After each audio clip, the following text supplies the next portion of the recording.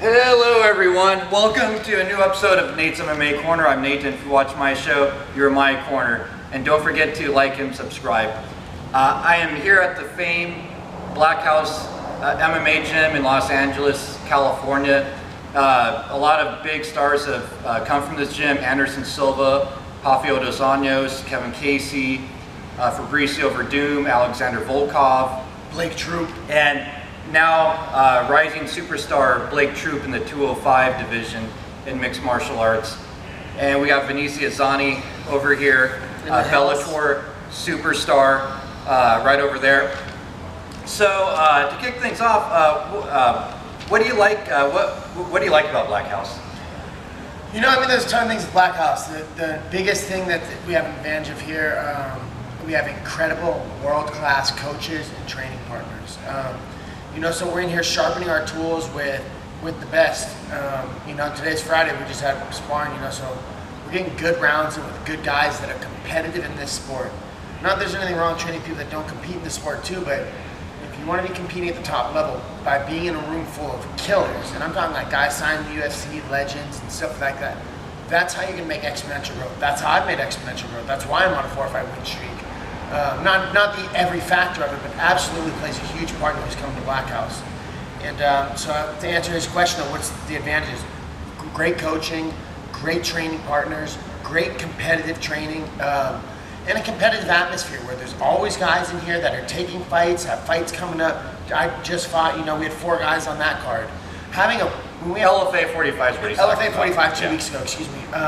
Where we had 4 guys on the card, given we don't all fight in the same weight class, all over the place. When you have 4 guys that are that focused and a similar mind frame, tomorrow we got Shaman fighting in the UFC, so we always got guys. Vinny's got a fight coming up in Bellator. We always got guys that have stuff coming up, so we're training competitively to win against other people that are training competitively to win. So I would say that's our biggest advantage to coming to Blackhouse, or that we have over the majority of other gyms out there. You know, I'm biased, obviously, so I think we're the best gym in the world, but there's other super gyms, if you want to call them, out there that are, you know, AKA American Top Team. There's other mega teams out there. Jackson Winklejohn in Albuquerque. You know, so there's other major teams like this that are. But this is where all your stars are coming from, or this is where they're all going. Or places like these where it's a very competitive atmosphere, where people are coming in training with great coaches, great training partners, and like I continue to say, competitive training. Yeah, I mean, Blackhouse has a proven track record. I mean, you guys have had champions in major MMA promotions. I mean, Verdum, you know, interim champion in heavyweight, then went on to win the undisputed title. Feijiao too. And Feijiao and Strikeforce. There's just been so many guys that have come through here or that are in here. You know, or people that come from out of town. Man, if you're in LA, chances are people are stopping here. We had what's his name? The Motown Phenom. Kevin Lee. Kevin Lee was here last week for sparring. You know, so I mean, Tony Ferguson. Title. Yeah, you know, Tony Ferguson's in here a lot too. You know, like you never know who's going to show up on a Friday too. Anderson's in here sparring. Me and Anderson have punched each other in the face in here. Who showed up at your gym that you can be like, man, I'm getting it in with these people. And that's a huge advantage that we have. Nothing against your gym, people. You know, he asked me a question of what's great about Blackhouse. Yeah, well, I mean, I know why it's great, but I just want to hear like why you like it, what made you want to go here, what your thoughts are, you know, just so that's, you know, where that was all coming from. I mean, yeah, I know as a diehard MMA fan that Blackhouse is one of the places to be if you want to learn world-class martial arts. It's one of the greatest gyms in the world, if not the greatest. Another big thing is we're an invite-only pro gym. We'll have a few amateurs in here, probably amateurs are probably better than a lot of the pros you're seeing. Yeah. You know, where it's an invite-only, where we can have high-level technique and all that stuff, because you're not explaining the basics of the guard to somebody, or to side. We'll go over, you know, side controls, basic stuff, but it's all you're dealing with high-level people. There might be 3 world champions on the mat in grappling or whatever. So it's all very high level, high percentage techniques that aren't basic. I mean, it's basic fundamental stuff kinda, but applied on concept theories, I guess, and ways of playing the game. Complex strategies. Yeah. That's probably the best way to put it. So now, speaking of impressive, you're coming off an impressive win over James Cannon at LFA 45. What is next for you? You know, I heard LFA is coming back in town before the end of the year, so if they're next time they're in Southern California, obviously I'd love to jump on one of their cards. I keep calling for the belt. You know, I would love a title shot, but you know, who's not going to be asking for gold? You know, I'm on a mission for that. I'll break some big news, which I haven't been telling a ton of people. I've had the WWE reach out to me. Really? I started my first day of wrestling training yesterday. Oh man! So a developmental deal, maybe? Well, I've been pitched. I've been pitched for a tryout. Oh, I'm wow! waiting back to hear back about a tryout, and there is potentially a wrestling camp end of September through October. So that's possible. If I heard LFA's in town in October, I might be missing that card for potential wrestling opportunity. We'll see. We'll see what the WWE has in mind. I might not even get the tryout. I don't know yet, but I worked with Brian Kendrick yesterday. Brian Kendrick? That's what he went by in WWE. Yeah, Brian Kendrick. Yeah, the Brian Kendrick. That's, oh, yeah, wow! I trained Brian yesterday morning, and I mean, I already have a natural with grappling and stuff, so I felt like I picked it up very well. And I mean, obviously, I have to learn a bunch of the showmanship side. Or not, I have showmanship, but the storytelling aspect of wrestling and all that stuff. I want to familiarize myself with it and see if it's even the thing that I really want to pursue. But I could definitely see me being interested in pursuing a career with the WWE. You know, so what's up? Let me know, guys. Sign me. Now, would you maybe do both, like go back and forth, like a Brock Lesnar sort of deal? If in a perfect world, yes, I would like to, because I can fight for real, and I can do the wrestling. You know, where I would love to, if I transferred over to WWE, let's say I went to wrestling camp, they love me, and I make the switch over. I would like to get the gold in a big organization. Like that's why I was hoping to get the LFA belt before making. I've known about this since before my fight. I just haven't been vocal about it because focused on the fight.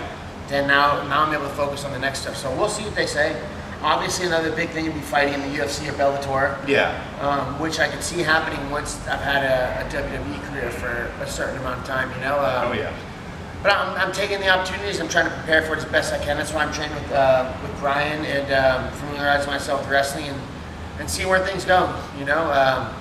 So it's kind of in the air. I don't really have a solid answer for you. You know, I'm hoping WWE, and if not LFA. You know, but I don't want to make it seem like LFA is a backup plan either, because LFA is an incredible organization. And I can't wait to fight for them again too. So it's awesome having options to decide between of great things to do, and that's where I'm at right now. I'm sitting back waiting, and all that is because of just hard work. That it took me years of hard work investing into to be in the position that I'm in now to make these choices. It didn't happen overnight. Bulletproof Troop didn't start like a week ago. Bulletproof Troop started years ago. Yeah, it's hot in here, by the way. That's why I'm sweating. We're kind of outside, so if you see me sweating, just for the viewers, yeah. If you stick with MMA, or even if you don't stick with MMA, 205 is your definite home. Not looking at heavyweight down the line. I wouldn't rule out heavyweight. At this current time in my life, though, I don't see myself fighting below 205. I could maybe 195 if they opened it. If I stayed in fighting and didn't go to the WWE, I'd consider 195 if they opened that weight class. But not heavyweight. At this point in time, no. Because you're looking so good at 205 right now. But if I had 3 years in the WWE and they told me to put on size and I got up, right now I'm about 220, they wanted me at 240 or 250, I'd get up to 240, 250, and if I get to 240, 250, I'm probably not making it to 205 again. So if I fought at heavyweight, that'd probably be why. And you wouldn't go back down? Well, it depends what WWE wants. If they like how big I am, or if they like get to 230 is still like 205. Well, WWE has a history of liking big guys. You look at The Rock, Stone Cold. Absolutely wouldn't surprise me if they want size. That's why I say that. Yeah. That's why I say there's a good chance of heavyweight if I do. And I'm assuming that I'd be there. I'd probably learn and stuff for 6 months, year and a half, would be like NXT and stuff before making it up to WWE.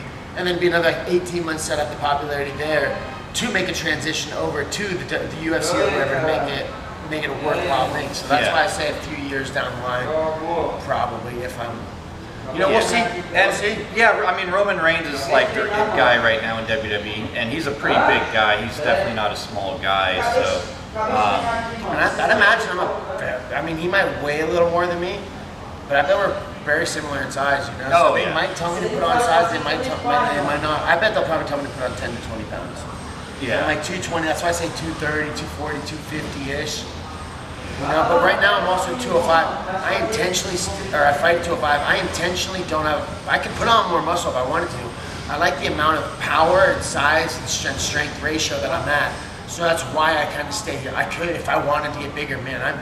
I got my bachelor's degree in exercise science. I know exactly what I'm doing. I bench press 400 pounds. Like, I'm crazy strong.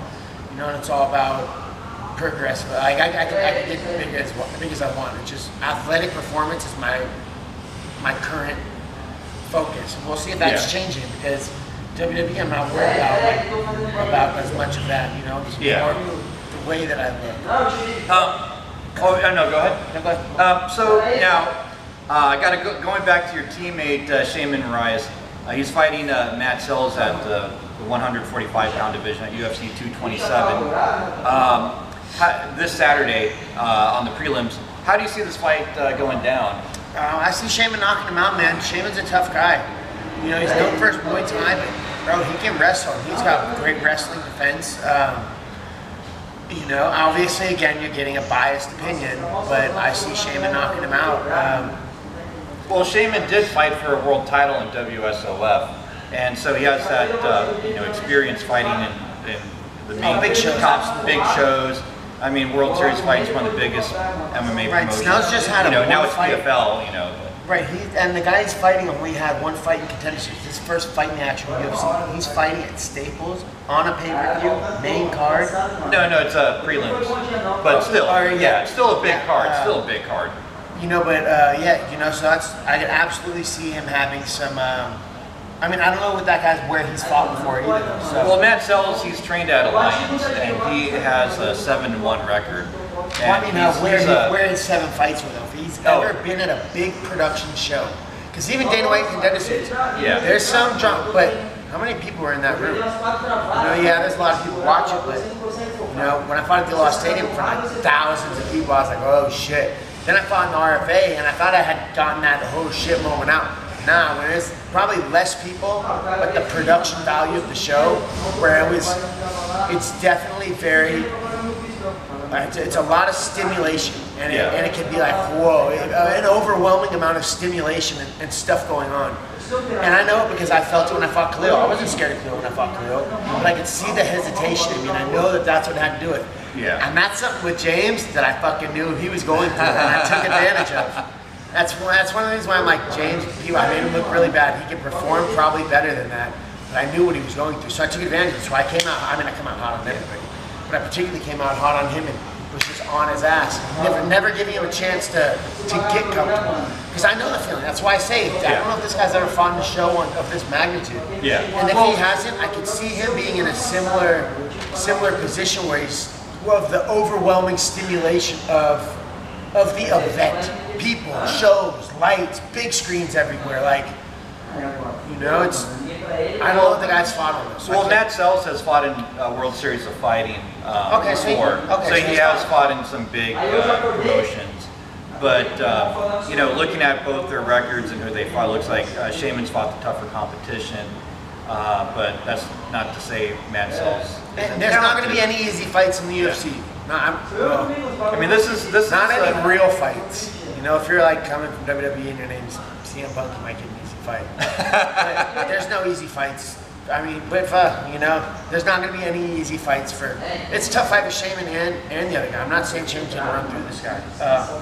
Shaman's a bad man, though. But you hope Shaman runs through him. I mean, obviously, obviously, Shaman is a bad man, though. Yeah. You know, I'm not counting Sell out. You know? But I definitely believe Shaman will win, and I would like to see Shaman win, obviously. Yeah, I think Shaman definitely has a good chance at winning this fight. I mean, this is Shaman's not getting an easy opponent, but it's definitely a fight that it's a winnable fight. If he comes in ready to go, he has a good chance at winning. And he's been training hard. He's been training his ass off. You know, I fucking see him in here training all the time. You know, so that's why I say things with biased eyes. My eyes are biased because I've seen him training and I've had a personal relationship with him. Yeah, and you said he made weight earlier today, so you know he's good to go for this fight. Exactly.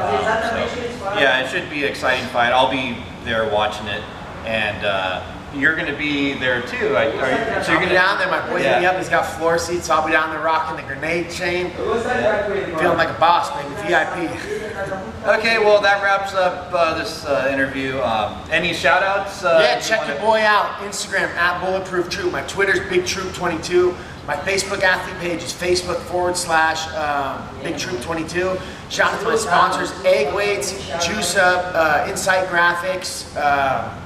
You know, then all my family, fans, friends, teammates, coaches, everybody. Shout out to Nate for bringing me on Nate's Corner again. And shout out to all you for tuning in, baby. Yeah, I mean, he's one of my best interviews I've had on my show thus far. I always enjoy interviewing you. Thank you so much. Absolutely, you brother. are awesome, and I can't wait to see your next fight. Appreciate it, and brother. until then, see ya.